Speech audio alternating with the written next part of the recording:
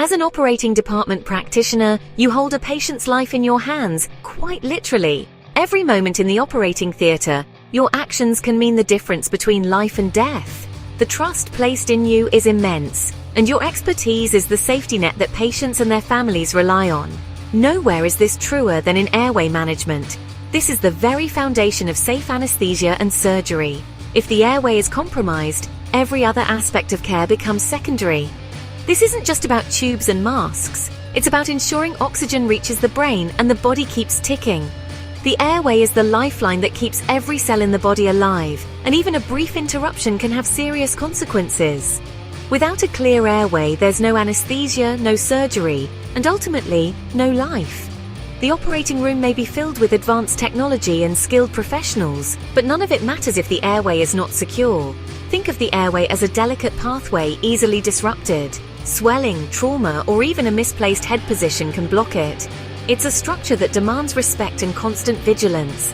Your role is to be its guardian, ensuring it stays open and functioning throughout a patient's time in the operating theatre. You are the first line of defense against airway emergencies, always ready to act at a moment's notice. This is a huge responsibility, demanding focus, skill, and unwavering attention to detail. Every patient is different, and every airway presents its own unique challenges.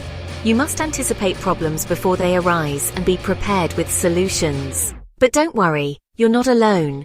The operating theatre is a team environment, and collaboration is key. You'll work closely with the anaesthetist and the surgical team, becoming an expert in recognizing potential airway problems before they become critical.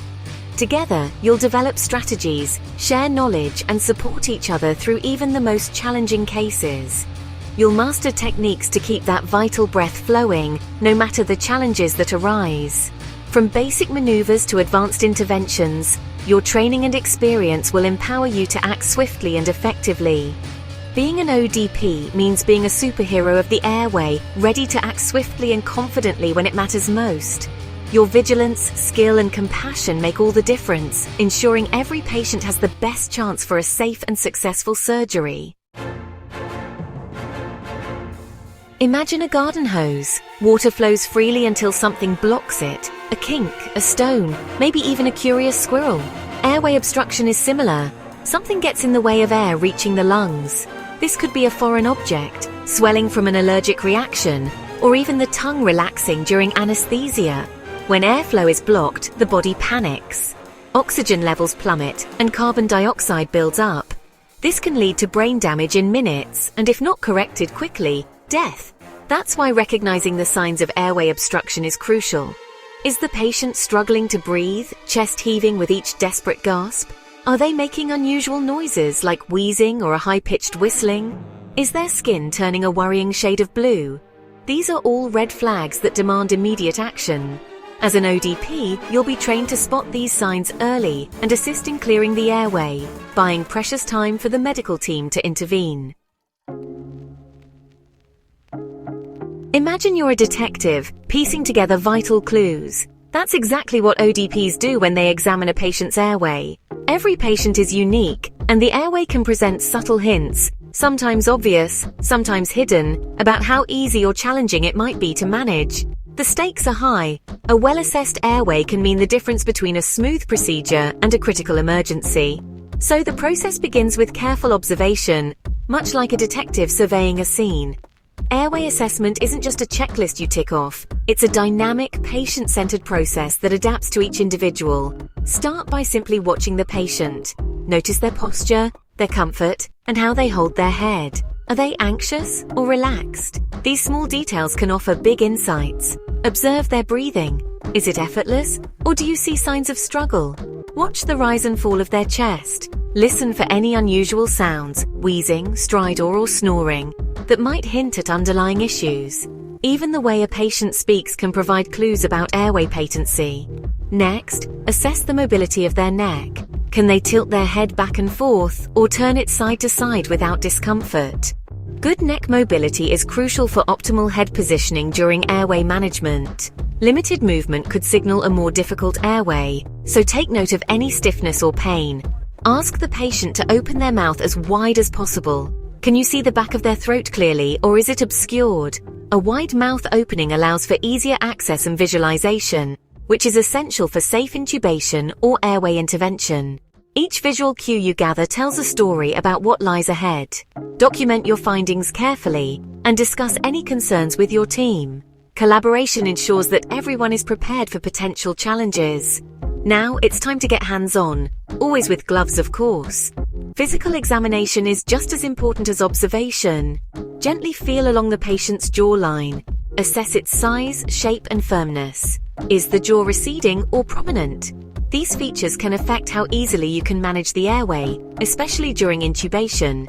Don't forget to check the patient's teeth. Are there any loose teeth, dentures or dental appliances that could become dislodged and block the airway? Identifying these risks early helps prevent complications later. Use a tape measure or ruler to check the distance from the chin to the Adam's apple. A shorter distance can indicate a more challenging intubation, as there's less space to maneuver. This simple measurement can be a powerful predictor of airway difficulty. The right tools make all the difference. Keep a pen light, tape measure, and other airway assessment equipment close at hand. Being prepared means you can act quickly and confidently. Use your pen light to illuminate the mouth and throat, revealing hidden obstructions or anatomical variations. Position the patient in the sniffing position, head slightly tilted back, to optimize airway alignment. These small steps can reveal crucial information and set you up for success. Remember, a thorough airway assessment is your first and most important line of defense. By combining keen observation, hands-on examination, and the right tools, you ensure the safest possible care for your patient. In your hands, the airway truly is a lifeline, one that you are expertly prepared to protect. An ODP's toolkit is like a superhero's utility belt, filled with gadgets designed to keep airways open and patients breathing.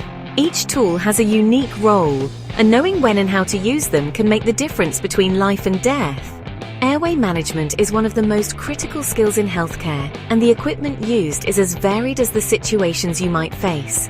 Whether it's a routine operation or a sudden emergency, the right device used at the right time can save a life.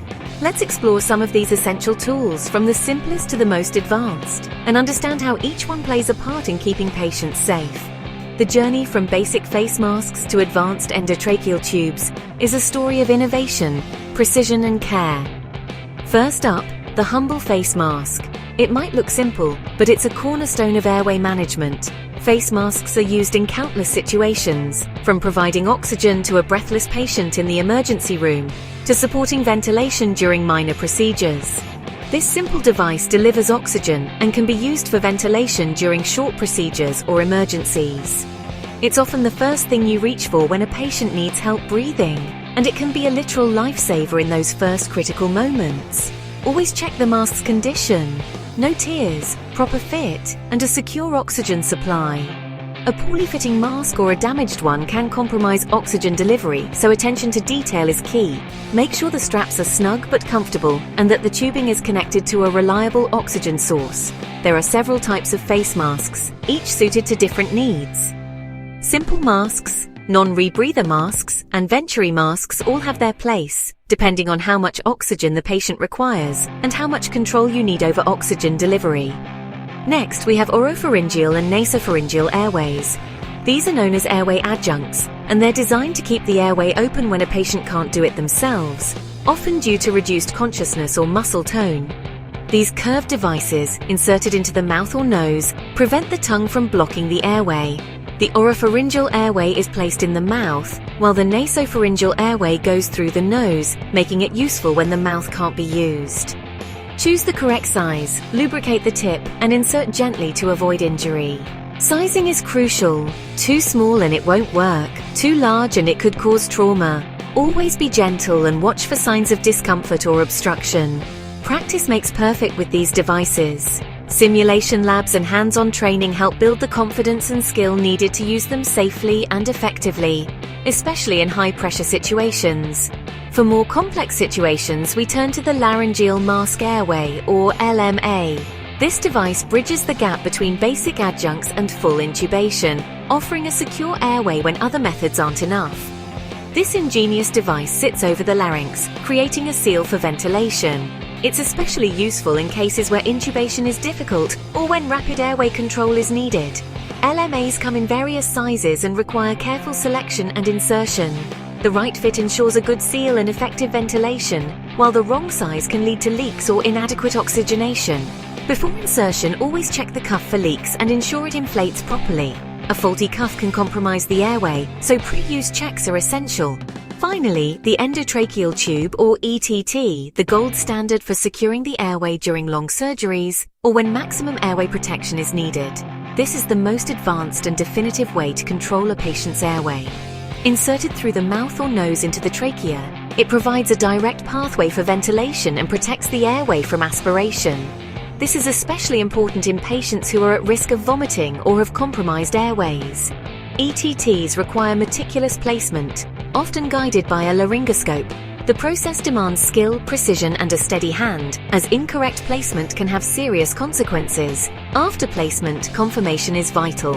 Use capnography, chest rise observation, and auscultation to ensure the tube is in the right place and the patient is being ventilated effectively. Remember, every piece of equipment has a specific purpose and requires careful handling. Regular checks, proper cleaning, and correct storage are all part of keeping your airway tools ready for action. Knowing your tools inside out is vital for safe and effective airway management. Mastery comes from practice, attention to detail, and a commitment to patient safety, qualities that define every great ODP.